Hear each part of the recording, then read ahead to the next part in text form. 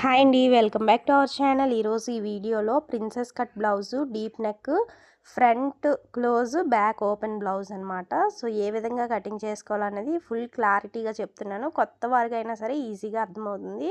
వీడియోని అయితే ఎక్కడ స్కిప్ చేయకండి. అండ్ ఇక్కడ ఏంటి మరకలా ఉంది అనుకుంటున్నారా? సో అదైతే వాటర్ పడిపోయింది. సో అందుకని అలా ఉందన్నమాట. కొంచెం ఐరన్ చేశాను, అయినప్పటికీ అలానే ఉంది. ఇంకా అర్జెంట్ బ్లౌజ్, అందుకనే ఇంకా కటింగ్ అయితే చేసేస్తున్నాను. సో ఫస్ట్ ఎప్పుడు కూడా మన మెథడ్ ప్రకారం హ్యాండ్సే కట్ చేస్తాం కదా. హ్యాండ్స్ కట్ చేయడం కోసం ఇక్కడ డబుల్ ఫోల్డింగ్ అయితే చేసుకున్నాను. ఫోల్డింగ్ అనేది మన వైపుగా ఉండాలి. ఓపెనింగ్ అనేది మనకి ఆపోజిట్ సైడ్లో ఉన్నట్లుగా చూసుకోవాలి. కింద వైపున హెచ్చు తగ్గులు లేకుండా స్ట్రైట్గా ఒక లైన్ అయితే డ్రా చేశాను. ఇప్పుడు ఎక్స్ట్రా ఉన్న పీస్ని నీట్గా కట్ చేసేసుకోవాలి. ఇలా కట్ చేసుకున్న తర్వాత ఇప్పుడు ఈ బ్లౌజ్ యొక్క హైట్ ఎంత ఉందో అన్నది చూసుకోవాలన్నమాట, హ్యాండ్ యొక్క హైట్. సో అందుకోసం కరెక్ట్గా షోల్డర్ జాయింట్ ఉంటుంది కదా, షోల్డర్ జాయింట్ నుండి కింద వరకు ఎంత ఉందో చూసుకోవాలి. ఇక్కడ నాకు ఎగ్జాక్ట్గా 9 ఇంచీలు అయితే వచ్చింది. ఎక్స్ట్రా 1 ఇంచ్ యాడ్ చేసుకోవాలి ఖర్చు కోసం. సో 10 ఇంచీలకి ఒక మార్కింగ్ అయితే మార్క్ చేశాను. అండ్ లాస్ట్లో కూడా ఒక మార్కింగ్ అయితే చేసుకున్నాను. ఇప్పుడు ఈ రెండు మార్కింగ్స్ కలిసేటట్లుగా స్కేల్తో స్ట్రైట్గా ఒక లైన్ అయితే డ్రా చేసుకున్నాను. ఇప్పుడు ఈ కింద వైపున ఈ హ్యాండ్ లూజ్ ఎంత ఉందో అన్నది చెక్ చేసుకోవాలి. ఇక్కడ నాకు 4.5 ఇంచీలు అయితే వచ్చింది.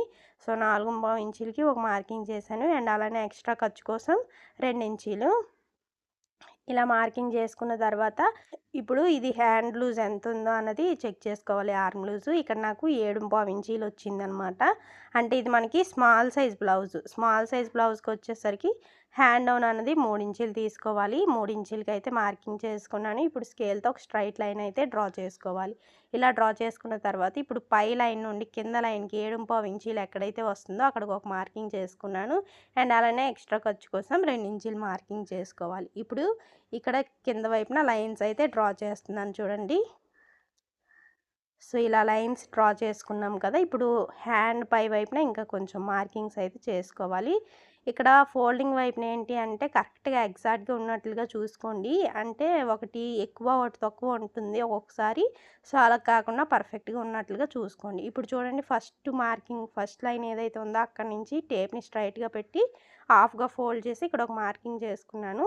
అండ్ ఆ మార్కింగ్ని పై వరకు కూడా లైన్లో అయితే డ్రా చేశాను. ఇలా డ్రా చేసుకున్న తర్వాత ఇప్పుడు చూడండి, మార్కింగ్ అదే కర్వ్ స్కేల్ ఉంది కదా, కర్వ్ స్కేల్తో ఇలా కర్వ్ అయితే డ్రా చేస్తాను. ఇక్కడ ఈ కార్నర్లో 1.5 ఇంచీలకి మార్క్ చేశాను. ఎందుకంటే ఇది మనకి స్మాల్ సైజ్ బ్లౌజ్ కదా.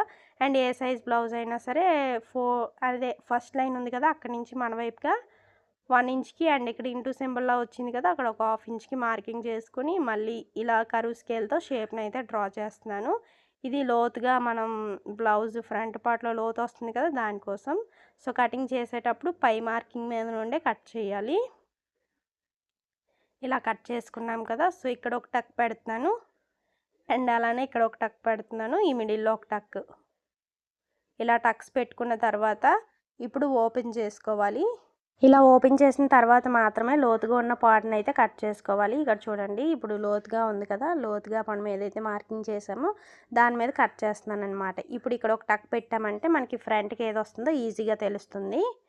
సో ఇప్పుడు మనకి చూడండి, ఫ్రంట్ క్లోజ్, బ్యాక్ ఓపెన్ కదా. సో అందుకోసం స్ట్రైట్ కట్, ప్రిన్సెస్ కట్ అంటేనే మనకి స్ట్రైట్ కట్ అనమాట, క్రాస్ కట్ అయితే కాదు. సో అందుకని ఆపోజిట్ సైడ్లో మనం ఎప్పుడు ఆపోజిట్లో బ్యాక్ పార్ట్ కట్ చేస్తాం కదా, హ్యాండ్స్ కట్ చేసిన ఆపోజిట్ సైడ్లో, బట్ ఈసారి ఫ్రంట్ పార్ట్ కట్ చేస్తున్నాను. సో అందుకోసం ఫస్ట్ అయితే కింద వైపున హెచ్చు తగ్గులు లేకుండా స్ట్రైట్గా ఒక లైను డ్రా చేసుకున్నాను. ఇక్కడ ఫ్రంట్ క్లోజ్ కాబట్టి ఫోల్డింగ్ అన్నది మన వైపుగా ఉంచుకోవాలి. అండ్ ఇక్కడ బ్లౌజ్ హైట్ వచ్చేసరికి 12 ఇంచీలు వచ్చింది. ఫస్ట్ అయితే ఇక్కడ ఎక్స్ట్రా లైన్ డ్రా చేశాను కదా, దీన్ని నీట్గా కట్ చేసేసుకుంటున్నాను. సో ఇప్పుడు 13 ఇంచీలకి అయితే మార్క్ చేస్తున్నాను. ఎందుకంటే పై వైపున కింద వైపున ఖర్చుతో కలిపి 13 ఇంచీలకి అయితే మార్క్ చేస్తున్నాను.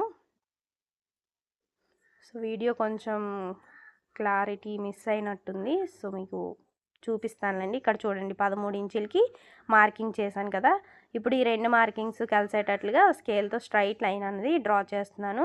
ఇలా డ్రా చేసిన తర్వాత ఇక్కడ మనకి ఆర్మ్ లూజ్ వచ్చేసరికి 7.5 ఇంచీలు కదా, దానికి 1 ఇంచ్ యాడ్ చేసుకొని 8.5 ఇంచీలకి చెస్ట్ లూజ్ అనేది మార్క్ చేస్తున్నాను. అండ్ అలానే ఎక్స్ట్రా ఖర్చు కోసం 2 ఇంచీలు మార్కింగ్ చేస్తున్నాను.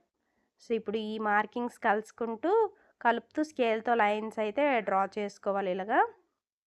ఇలా డ్రా చేసుకున్న తర్వాత ఇప్పుడు మనం నెక్, షోల్డర్ అండ్ అలానే చంక డౌన్ ఇవన్నీ కూడా మార్క్ చేసుకుందాం. నెక్, షోల్డర్ కలిపి 5 ఇంచీలు పెట్టాను.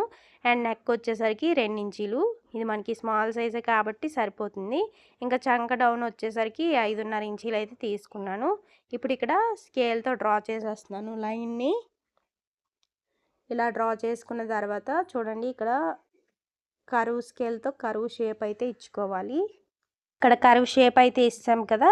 సో ఇప్పుడు ఫ్రంట్ నెక్ డీప్ చూసుకోవాలి మనం. ఇప్పుడు కట్ చేస్తుంది ఫ్రంట్ పార్ట్ కదా, ఫ్రంట్ క్లోజ్ అని చెప్పాను కదా, అందుకని ఫోల్డింగ్ అనేది మన వైపుగా ఉంచుకొని ఫస్ట్ ఫ్రంట్ పార్ట్ అయితే కట్ చేస్తున్నాను.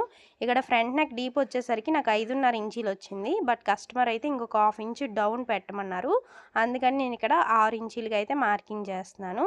అండ్ అలానే పై వైపున 2 ఇంచీలకి మార్క్ చేశాను కాబట్టి కిందన 2.5 ఇంచీలకి అయితే మార్క్ చేస్తున్నాను. ఇప్పుడు స్కేల్తో ఇలా లైన్ అయితే డ్రా చేస్తున్నాను. అండ్ ఇక్కడ కూడా రౌండ్ షేప్, రౌండ్ నెక్కే పెట్టేస్తున్నాను అనమాట. మోడల్స్ ఏం వద్దన్నారు, జస్ట్ సింపుల్గా ఫ్రంట్ క్లోజ్ బ్యాక్ ఓపెన్ ఉన్నట్లు పెట్టేయమన్నారు అనమాట. నేను ప్రిన్సెస్ కట్ అయితే బాగుంటుంది కదా అనేసి ప్రిన్సెస్ కట్ అయితే చేస్తున్నాను. సో ఇక్కడ ఒక 1/2 ఇంచ్ అయితే మన వైపుగా అంటే డౌన్కి పెట్టేసి షోల్డర్లో కలిపియాలి. అలా కలపడం వల్ల ఏంటంటే మనకి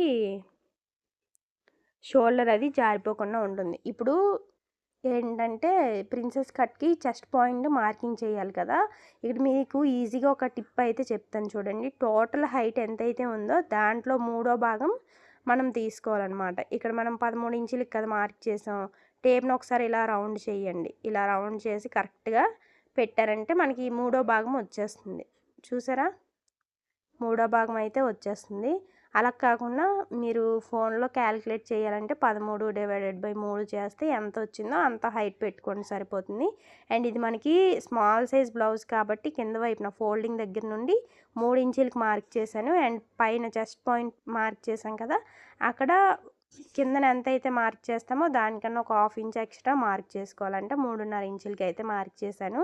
అండ్ కిందన మనం మార్క్ చేసాం కదా, అక్కడి నుంచి పక్కకి 1.5 ఇంచుకి అయితే మార్క్ చేసుకోవాలి. ఇవన్నీ కూడా స్మాల్ సైజ్కి నేను చెప్పేవి. సైజెస్ బట్టి మార్కింగ్స్ అన్నవి చేంజ్ అవుతూ ఉంటాయి. సో ఇక్కడ పైకి 1.5 ఇంచ్కి ఇలా స్ట్రైట్గా 1లా అయితే మార్క్ చేశాను. ఇక్కడ చూడండి, కర్వ్ స్కేల్తో ఇలా షేప్ని అయితే డ్రా చేస్తున్నాను. కరెక్ట్గా ఈ కార్నర్లోకి వచ్చినట్టు మార్క్ చేసుకున్నాం అనుకోండి, పర్ఫెక్ట్గా వస్తుంది. అండ్ ఇక్కడ కూడా జస్ట్ ఇలా కలిసిపోవాలన్నమాట.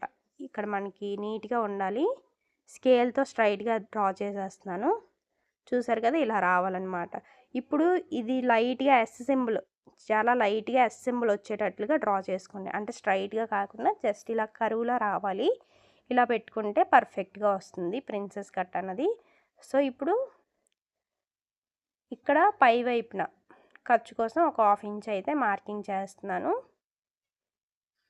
ఇలా మార్కింగ్ చేసిన తర్వాత ఇప్పుడు మొత్తం అంతా ఎలా అయితే మార్కింగ్ చేశానో ఆ మార్కింగ్ మీదుగా కటింగ్ చేసుకోవడమే. బట్ ఇక్కడ నేను ప్రిన్సెస్ కట్ షేప్ ఏమీ కూడా కట్ చేయను. అది మనం స్టిచ్చింగ్లో కట్ చేసుకున్నాం అనుకోండి, స్టిచ్చింగ్ ఈజీ అవుతుంది మనకి. స్టిచ్చింగ్ వీడియో కూడా పోస్ట్ చేస్తాను మీకు కంపల్సరీగా నెక్స్ట్ వీడియోలో అయితే.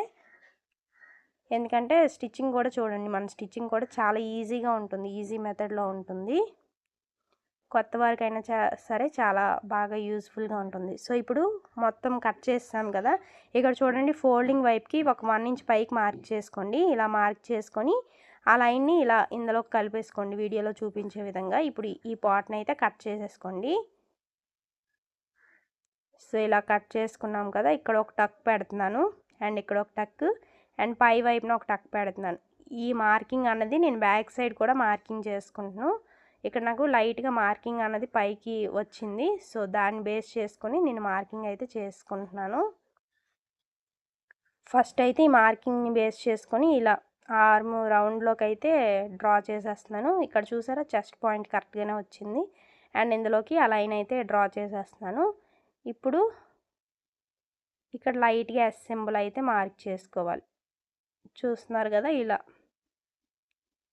లేదు మీ దగ్గర రోలర్ వీలర్ ఏదో ఉంటుంది సంథింగ్, సో దాంతో ఇలా రఫ్ చేసుకున్నా సరే మనకి కింద వైపుకి ఈజీగా మార్కింగ్ అన్నది పడుతుంది. ఫ్రంట్ పార్ట్ కటింగ్ అయితే అయిపోయింది. ఇప్పుడు బ్యాక్ పార్ట్ కటింగ్ చేయాలి. మనకి ఇది బ్యాక్ ఓపెన్ బ్లౌజ్ కాబట్టి ఓపెనింగ్స్ అన్నవి మన వైపుగా ఉంచుకున్నాను ఇప్పుడు. సో ఇప్పుడు ఆల్రెడీ కట్ చేసుకున్న ఫ్రంట్ పార్ట్ని ఇలా ఓపెనింగ్స్ అన్నవి మన వైపుగా ఉంచుకొని మొత్తం అంతా కూడా ఫ్రంట్ పార్ట్ ఆధారంగా లైన్స్ అయితే డ్రా చేస్తున్నాను. చూడండి కింద వైపున ఒక లైన్ డ్రా చేసుకోవాలి అండ్ సైడ్ని కూడా అదే విధంగా లైన్ అయితే డ్రా చేస్తున్నాను. ఇక్కడ ఫ్రంట్ వైపున మొత్తం అంతా కూడా సేమ్ ఇదే విధంగా లైన్ డ్రా చేసుకోవాలి. బట్ నెక్ డీప్ ఏమీ డ్రా చేయకూడదు, ఎందుకంటే బ్యాక్ నెక్కి డీప్ ఎక్కువ ఉంటుంది కదా ఫ్రంట్ మీద. సో అందుకని నేను ఇక్కడ నెక్ ఏమీ డ్రా చేయకుండా మిగతాదంతా కూడా డ్రా చేస్తున్నాను. అండ్ ఫ్రంట్ పార్ట్లో లోతు కూడా అంటే కర్వ్ ఆర్మ్ రౌండ్ తిరుగుతుంది కదా, అక్కడ కూడా నేను లోతు అయితే మార్క్ చేయలేదు కాబట్టి ఇలా డైరెక్ట్గా మార్కింగ్ అయితే చేసేస్తున్నాను. ఇలా మార్కింగ్ చేసిన తర్వాత ఇక్కడ చూడండి ఫ్రంట్ సైడ్ జస్ట్ ఇలా ఒక లైన్ అయితే డ్రా చేశాను. ఇలా మొత్తం అంతా కూడా నీట్గా డ్రా చేశాను కదా. ఇప్పుడు చూడండి ఫ్రంట్ పార్ట్లో లోతుకి అయితే మార్కింగ్ చేశాను జస్ట్ ఒక ½ ఇంచ్ అలా. ఇప్పుడు ఆ లోతు పార్ట్ని అయితే కట్ చేసేస్తున్నాను. ఇందాక ఎందుకు కట్ చేయలేదంటే బ్యాక్ పార్ట్ పెట్టేటప్పుడు మళ్ళీ పైకి మార్కింగ్ చేయవలసి ఉంటుంది కదా, సో అందుకని నేను ఇక్కడ ఫస్ట్ లోతు అయితే మార్కింగ్ చేయలేదు. ఇప్పుడు లోతు మార్కింగ్ చేస్తాను కదా, అక్కడ ఒక టక్ అయితే పెట్టేశాను. ఇక్కడ మనం బ్యాక్ పార్ట్ మొత్తం మార్కింగ్ చేసాము. ఫ్రంట్ బ్యాక్ నెక్ డీప్ మాత్రం చూసుకోవాలి మనం ఇక్కడ. సో ఇక్కడ నాకు 4 ఇంచెస్ అయితే వచ్చింది. నేను ఇక్కడ పావు తక్కువ 5 ఇంచులకి ఖర్చుతో కలిపి మార్కింగ్ చేస్తున్నాను. పై వైపున మనకి 2 ఇంచులు కదా, సో ఇక్కడ 2.5 ఇంచులు పెట్టుకుంటే సరిపోతుంది. చూడండి 2.5 ఇంచులకి అయితే మార్కింగ్ చేశాను. ఇప్పుడు పై వైపుకి ఆ లైన్ కలిపేసుకుంటున్నాను. ఇలా కలుపుకున్న తర్వాత ఇప్పుడు కర్వ్ స్కేల్తో కర్వ్ అయితే డ్రా చేస్తున్నాను. ఇలా కర్వ్ డ్రా చేసుకున్నామంటే సరిపోతుంది. ఇక్కడ మనకి కంప్లీట్గా బ్యాక్ పార్ట్ రెడీ అయిపోయింది. ఇప్పుడు మొత్తం ఎలా అయితే మార్కింగ్ చేసుకున్నానో అలా కటింగ్ చేసుకోవడమే. చాలా సింపుల్, కొత్త వారికి కూడా చాలా బాగా ఉపయోగపడుతుంది అనుకుంటున్నాను. ఇలా మొత్తం అంతా కూడా నీట్గా ఏ విధంగా అయితే మార్కింగ్ చేసుకున్నామో ఆ విధంగా కటింగ్ చేసుకోవడమే. మీకు ఇంకా ఏ సైజెస్లో ప్రిన్సెస్ కట్ బ్లౌజ్ కావాలి అనుకుంటున్నారో కమెంట్ చేయండి. ఆ సైజెస్ ప్రకారం చెప్పడానికి కూడా ట్రై చేస్తాను. లేదు అన్ని సైజెస్ నేర్చుకోవాలి అనుకుంటే అలా అయినా సరే కమెంట్ చేయండి. మీరు చేసే కమెంట్ బట్టి ప్రిన్సెస్ కట్ బ్లౌజెస్ కూడా చెప్తాను. సో ఇక్కడ ఎక్స్ట్రా 2 ఇంచీలు ఖర్చు కోసం అయితే మార్క్ చేస్తాను. ఇప్పుడు హాఫ్గా ఫోల్డ్ చేసుకొని ఇక్కడ ఒక టక్ పెడుతున్నాను, ఎందుకంటే మనకి బ్యాక్ పార్ట్లో డాట్స్ ఉంటాయి కదా వాటి కోసం. ఇలా ఒక టక్ పాయింట్ అయితే పెట్టుకున్నాను. ఇలా పెట్టిన తర్వాత ఇప్పుడు మనకి కంప్లీట్ బ్లౌజ్ కటింగ్ అయిపోయింది. ఇప్పుడు ఒరిజినల్ క్లాత్ పెట్టి కటింగ్ చేసుకోవాలన్నమాట. ఈ ఒరిజినల్ క్లాత్ అంతా మొత్తం చెమ్కి వర్క్ వచ్చింది. సో ఇది స్టిచ్చింగ్ చేసేటప్పుడు మాత్రం కొంచెం ఇబ్బంది అవ్వచ్చు, సూదులు అవి ఇరిగిపోతూ ఉంటాయి కదా, చెమ్కీస్ అవి అడ్డుపడుతూ ఉంటే. సో అలా ఏమైనా అవుతుందేమో మరి చూడాలి. ఇప్పుడు ఫస్ట్ నేను హ్యాండ్స్ అయితే కటింగ్ చేసేస్తున్నాను. ఇక్కడ షేప్ ఏమీ ఇవ్వను, జస్ట్ ఇలా స్ట్రైట్గా కట్ చేస్తానన్నమాట. ఎందుకంటే సైడ్ని ఏమైనా మనకి జాయింట్ పడితే ఆ పైన ఎక్స్ట్రా కట్ చేసిన క్లాతే ఉపయోగపడుతుంది. ఇప్పుడు ఫస్ట్ ఫ్రంట్ పార్ట్ కట్ చేసేస్తున్నాను. ఇది బ్యాక్ పార్ట్ వచ్చింది. సో ఫస్ట్ అయితే ఫ్రంట్ పార్ట్ కట్ చేస్తున్నాను. ఇలా ఫ్రంట్ పార్ట్ మొత్తం అంతా కూడా ఇలా కట్ చేసేస్తున్నాను. ఇలా నీట్గా ఇటు సైడ్ కూడా ఇదే విధంగా కట్ చేస్తున్నా. ఇప్పుడు బ్యాక్ ఓపెన్ కాబట్టి ఓపెనింగ్స్ ఉన్నది నా వైపుగా పెట్టేసుకుంటున్నాను. ఇలా పెట్టుకొని ఇక్కడ వర్క్ ఏమీ కూడా ఒక్క ఆర్డర్లో లేదు కదా, సో ఎలా అయినా సరే ఒకేలా ఉంది. ఇలాంటి వాటికి మనం ఎలా కట్ చేసుకున్నా పర్వాలేదు. బట్ బ్లౌజు షేప్ ఏమైనా వచ్చినట్లయితే, డిజైన్ ఏదైనా వచ్చినట్లయితే చూసుకొని దాన్ని బట్టి అయితే కట్ చేసుకోవాలి. ఇది ఫ్రెండ్స్ మొత్తానికైతే ఈరోజు వీడియో కనుక నచ్చితే ఒక లైక్ చేయండి. అలాగే మరిన్ని ఇలాంటి వీడియోస్ కోసం మన ఛానల్ని సబ్స్క్రైబ్ చేసి ఫాలో అవ్వండి. Thank you.